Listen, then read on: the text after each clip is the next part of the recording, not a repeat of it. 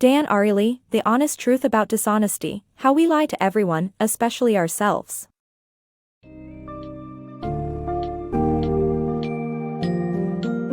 Delving into the complexities of our deceptive nature, The Honest Truth About Dishonesty, How We Lie to Everyone, Especially Ourselves by Ariely shines the spotlight on the inner workings of cheating and dishonesty within our lives. From exploring the idea of cognitive flexibility and self-deception to understanding the motivations behind dishonest behavior, this book summary probes the intricacies of dishonesty and how it shapes our interactions.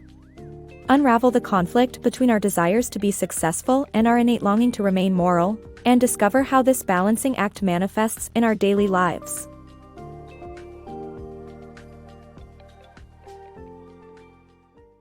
We all cheat. The book explores cheating and shows that it's a more widespread problem than we realize, offering examples of how even well-meaning individuals can easily cheat without realizing it. The story of the gift shop in Washington, D.C. illustrates this, where it turned out that many volunteers were taking a little bit of cash. The book also highlights the example of Enron, a major firm that collapsed due to widespread cheating involving their employees, consultants, rating agencies, and board of directors. The book will cover various ways in which people cheat and provides insights into how to tackle this problem. The Irrationality of Cheating. This book summary explores the factors driving a person's decision to cheat or lie. While one may assume that people cheat if the potential rewards outweigh the risks, research suggests that people don't act rationally when it comes to cheating. In an experiment, participants cheated even when the risk of being caught was high. In another, the chances of cheating didn't increase even when the potential reward was high. The author highlights the irrationality of cheating and that the probability of getting caught isn't always a significant influence on our decision to cheat. The power of morality. Cheating can be tempting, but our moral code can prevent us from giving in. People have two opposing impulses: desire for success through dishonest means and being good, honest individuals. Our moral code influences us to act righteously and diminishes our capacity to cheat. The Ten Commandments experiment conducted by the author shows that people are less likely to cheat when reminded of their moral code beforehand. However, people use methods of rationalization and self-deception to resolve the dilemma of wanting success but not behaving immorally. The art of self-deception.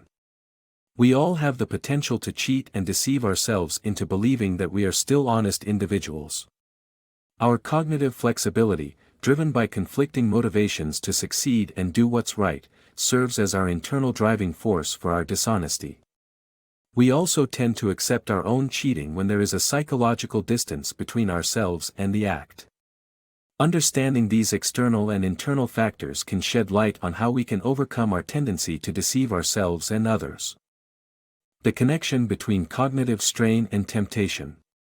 After experiencing cognitive strain, individuals are more likely to succumb to temptation and commit acts of dishonesty. In an experiment, participants were asked to memorize a 2 or 7-digit number before being given the choice between healthy fruits and chocolate cake.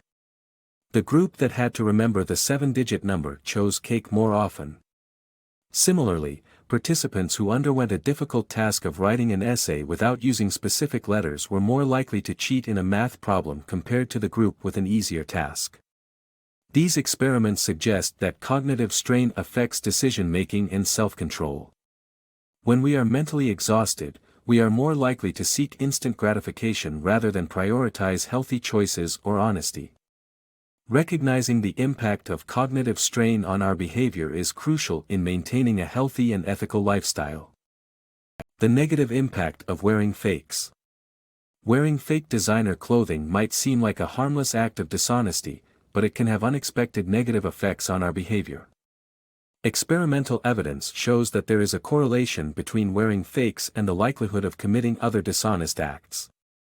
In one experiment, participants were given designer sunglasses and told either that they were authentic or fake before taking a math test.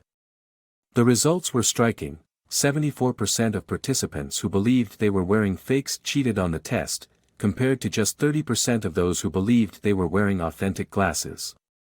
Furthermore, wearing fakes can lead us to be more suspicious of others, with participants who knew they were wearing counterfeit glasses judging their acquaintances as more likely to act dishonestly. These findings suggest that committing one dishonest act increases the chances of committing another, and that the negative effects of wearing fakes are significant.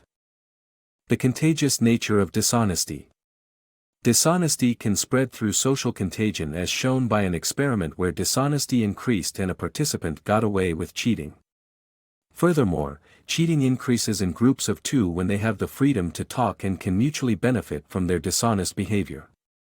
This shows that being in a group does not always limit cheating, as altruistic tendencies emerge. Controlling dishonest behavior. To control dishonest behavior, understanding the psychology of cheating is necessary.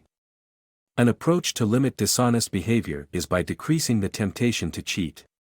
The conflict of interest should be removed to reduce the chances of temptations leading to cheating, as demonstrated by the example of doctors receiving bonuses for prescribing certain drugs. Locking up temptation and entrusting responsibility to curb dishonest behavior successfully establish honesty as the norm. Dishonest behavior can be pervasive, and understanding its psychology is crucial in keeping it under control. One approach to limit dishonest behavior is by reducing the temptation to cheat. This can be achieved by decreasing the conflicts of interest in situations where people are rewarded for acting in opposition to their agreed role. For example, doctors who receive bonuses from pharmaceutical companies may be tempted to prescribe unnecessary drugs to patients.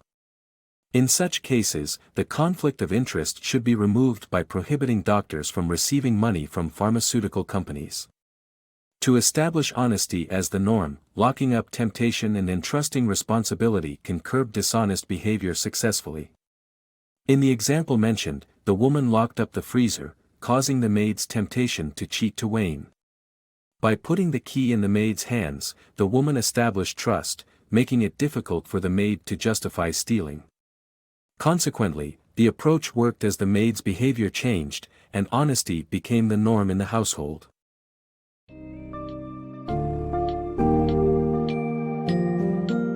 Ariely's The Honest Truth About Dishonesty broadens our understanding of dishonesty at large, illustrating that it is not limited to a few bad apples, but rather a widespread phenomenon that is integral to the human experience. We engage in dishonest behavior not only for personal gain but also through rationalization and self-deception, allowing us to maintain a sense of morality.